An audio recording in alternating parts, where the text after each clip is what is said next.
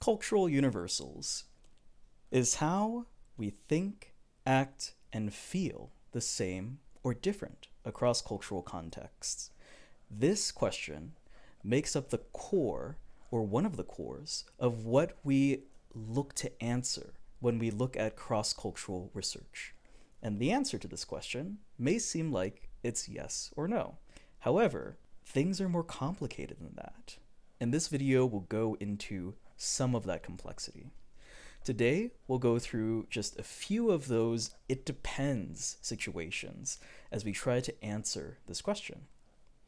So the first of which is, it depends on whether you're defining a specific psychological process in an abstract or concrete way. So the thing that you want to figure out, is it a universal or is it culturally variable? How you define that thing can lead you to answering yes or no, leaning more towards one way or the other.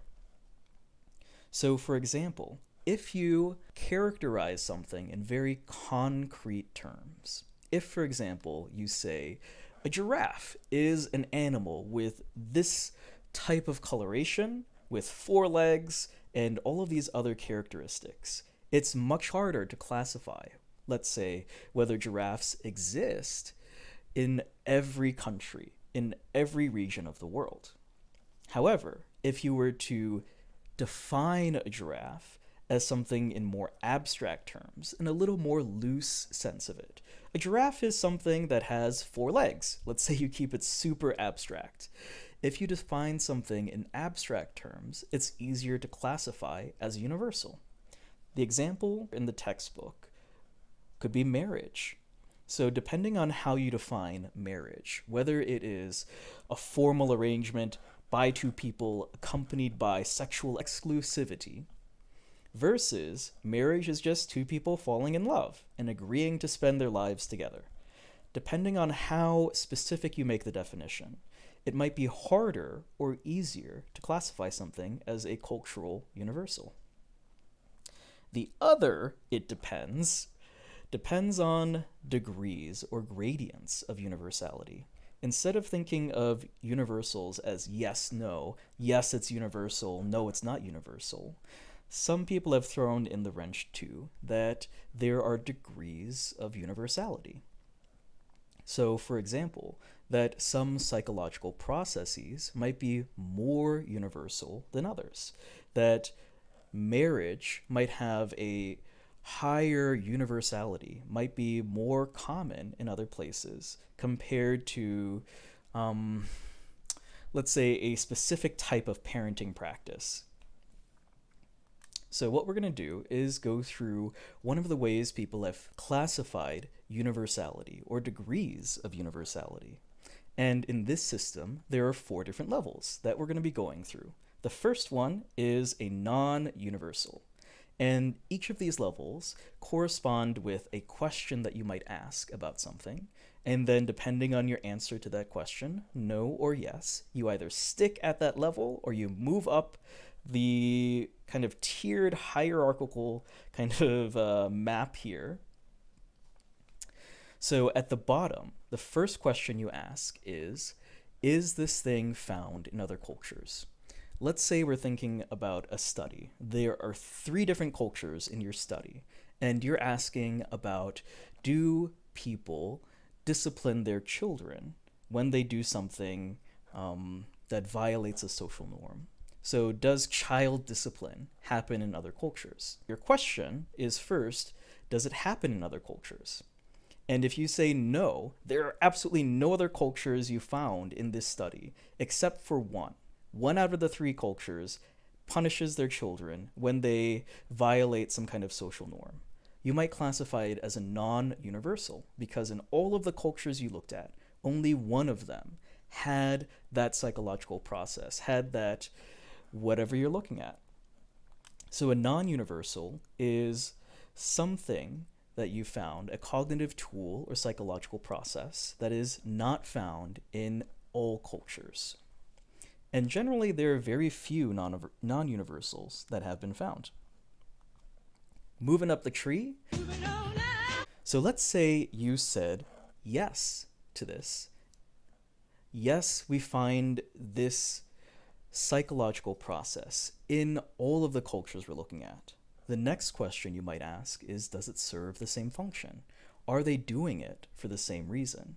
If we're looking at, let's say, child discipline, is the child discipline serving the same function? Is it being used for the same reason?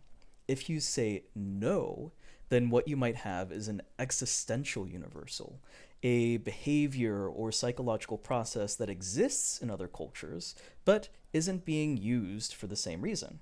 So an existential universal is one that you find in other places, but it serves a different function depending on that context. So let's say you said yes, though. In these three cultures you're looking at, you find that all of them are doing the same thing. All of them are doing it for the same reason. The next question, and the last question you might ask, is it equally accessible? Or another way of putting it is it used to the same level? Is it accessed to the same degree? So in terms of punishing a child, are the parents all punishing their kids to the same level? Let's say, we'll make something up, like once a week, on average, in all cultures that we sampled, parents typically employ some kind of sanction on their children once a week, or however we might want to define that.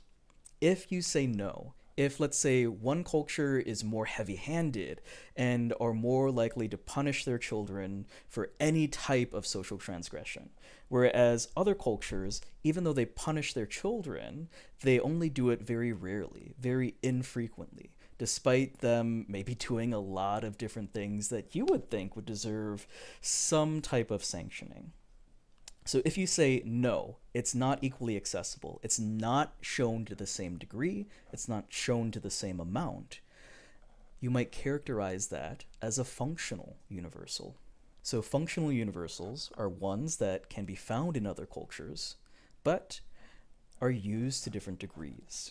They're found in other cultures, they do the same thing or are done for the same reason, but they're done to different levels, or they're seen at different amounts.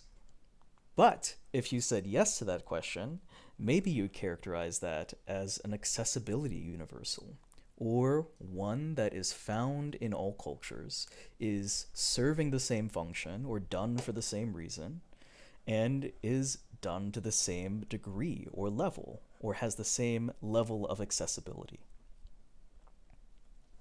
So these four categories are ways that people have tried to characterize varying levels of universality. Now, I'm going to give you a quick mnemonic to remember these by. So let's say you take the first letter of each of these, going downwards: accessibility, functional, existential, and non-universal. If you put them together, you get offen. This kind of reminds me of offense.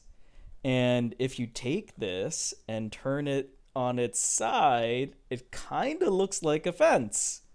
So I have not been able to think of a better way for you to remember this than that. But sometimes the stupidest and silliest ways are the best. They'll stick with you. So to remember the levels of this, think about offen, offense, and taking the first four letters, you can hopefully organize accessibility, functional, existential, and non-universal, knowing that non-universal is where you start. It's the lowest level, meaning it doesn't really exist anywhere else. As you can imagine, non-universal says itself. And as you go up, something becomes more and more universal. All right, so where I'd like to leave you there for today is I'd like to ask you to think about spanking. And what would spanking look like in terms of an accessibility universal all the way to a non-universal?